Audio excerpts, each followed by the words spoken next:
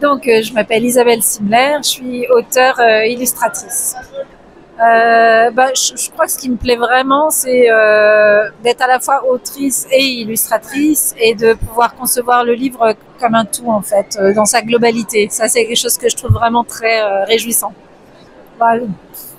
Tout, leur curiosité, leur spontanéité, le fait qu'ils n'ont pas d'a priori sur les choses, en fait. Ils prennent les choses comme elles viennent et du coup, ils ont je trouve que l'accès est vraiment direct aux enfants.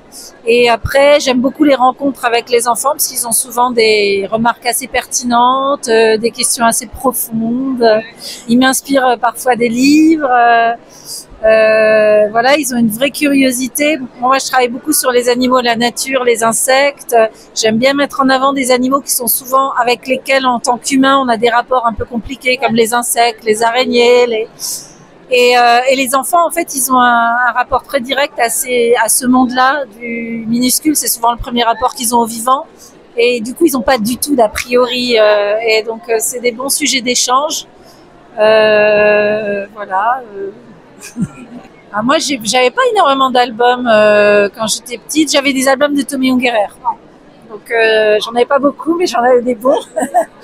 Donc, j'ai beaucoup lu ça. Sinon, j'ai beaucoup lu de contes aussi. Des contes illustrés, en fait des contes dans lesquels il n'y avait pas forcément beaucoup d'illustrations. Souvent il y avait une illustration que je regardais dans le détail, mais ouais, des contes et Tommy Ungerer, c'est les livres essentiellement que j'avais quand j'étais jeune. Des livres, c'est sûr.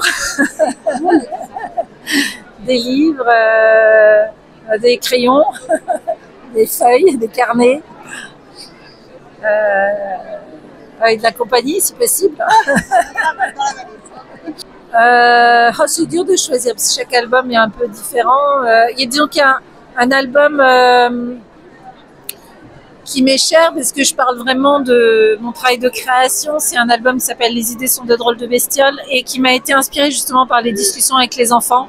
Parce qu'on a beaucoup discuté de ce qu'était une idée, de l'inspiration. Ils me demandent souvent comment je passe de l'idée dans ma tête à l'application à l'image et ce qui se passe et ce que je perds, ce que je découvre. Tout ce processus de création, c'est un chouette sujet d'échange avec les enfants. Et donc, j'avais envie d'en faire un livre, d'essayer de dessiner ce qu'était une idée. C'est pas simple. Et voilà, donc ça a été une chouette aventure et j'aime bien le livre aussi parce qu'il a une forme un peu intrigante et il est un peu atypique comme objet. Voilà. Merci beaucoup. Avec plaisir.